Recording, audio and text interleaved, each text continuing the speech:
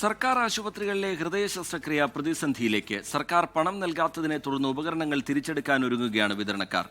2024 July 1 മുതൽ 159 കോടി രൂപ കുടിശ്ശിക ഉണ്ട് എന്നാണ് വിതരണക്കാർ പറയുന്നത്. ഉപകരണങ്ങൾ തിരിച്ചെടുത്താൽ ഹൃദയ ചികിത്സ മുടങ്ങും. കുടിശ്ശിക തീർക്കാൻ ഇന്നാണ് കമ്പനികൾ നൽകിയ അവസാന തീയതി. ഇന്നലെ മെഡിക്കൽ വിദ്യാഭ്യാസ ഡയറക്ടർ KV വിശ്വനാഥൻ ഏജൻസികളുമായി നടത്തിയ ചർച്ചയിലും കുടിശ്ശികയുടെ കാര്യത്തിൽ തീരുമാനമായില്ല. കോഴിക്കോട്, തിരുവനന്തപുരം മെഡിക്കൽ കോളേജുകളിലെ അക്കൗണ്ടുകളിൽ 15 കോടി രൂപ ഉണ്ടെന്നും സമരം നിർത്തിയാൽ തുക അനുവദിക്കാമെന്നുമായിരുന്നു ഡയറക്ടറുടെ പ്രതികരണം. കുടിശ്ശികയുടെ 10% പോലും അനുവദിക്കാതെ സമരം അവസാനിപ്പിക്കണമെന്ന നിർദ്ദേശത്തിന് ഏജൻസികൾ വഴങ്ങിയില്ല. 2024 ജൂലൈ 1 മുതൽ 151 കോടി രൂപയുടെ കുടിശ്ശികയാണ് വിതരണം ചെയ്യാനുള്ളത്. കുടിശ്ശികയിൽ തീരുമാനമാകാതെ വന്നതോടെ സെപ്റ്റംബർ 1 മുതലാണ് ഉപകരണങ്ങളുടെ വിതരണം നിർത്തിയത്.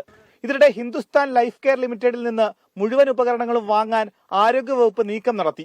എന്നാൽ ഏജൻസികൾ ഈടാക്കുന്നതിനേക്കാൾ ശരാശരി 1000 രൂപയെങ്കിലും അധികമായി നൽകേണ്ടി വരുമെന്നാണ് വിവരം. മാത്രമല്ല, കുടിശ്ശിക വരുത്തിയാൽ 2% പലിശയും നൽകണം. നാളെ മുതൽ ഉപകരണങ്ങൾ തിരിച്ചെടുക്കുന്നതോടെ സർക്കാർ ആശുപത്രികളിലെ ഹൃദയ ചികിത്സ തന്നെ മുടങ്ങും. 24 തിരുവനന്തപുരം. ലോകത്തെവിടെയായാലും ഏത് സമയത്തും 24 വാർത്തകളും ഓഗ്മെന്റഡ് റിയാലിറ്റി പാക്കേജുകളും എക്സ്പ്ലെയിനറുകളും വിശദമായി കാണാൻ ഞങ്ങളുടെ യൂട്യൂബ് ചാനൽ നിങ്ങൾക്ക് സബ്സ്ക്രൈബ് ചെയ്യാം.